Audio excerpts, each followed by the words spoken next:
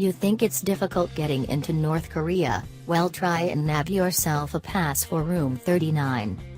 Not much is known about this secretive office inside the Korean Workers' Party's headquarters in Pyongyang, but what is truly shocking.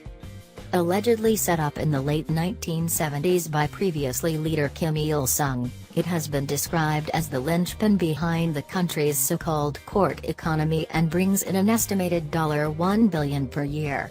Office 39's purpose, at least in principle, is the funding of its dear leader and his inner circle.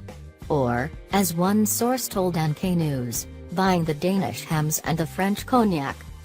With trade restrictions, no tourism and a mainly agricultural economy, how the hell does North Korea bring in that sort of cash, I hear you ask? Well, you may not be surprised to learn that what's going on inside Room 39 isn't entirely legal. Reports from the Financial Times and the Washington Post have claimed that Kim Jong-un and his cronies have produced what's known by the United States government as the superdollar, which is an almost faultless counterfeit $100 bill. And that's by no means the worst thing they've been up to. Office 39 was also notorious for its role in the international drug trade, with widespread rumors that it was involved in the alleged drug trafficking by North Korean embassy officials, pressuring its diplomats to raise loyalty funds through drug dealing in foreign countries.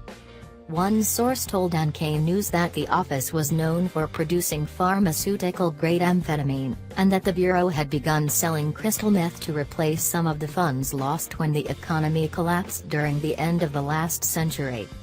Japan proved a lucrative market, the source said, with North Korea turning to the meth trade to replace some of those funds because the Japanese appetite for meth was just insatiable.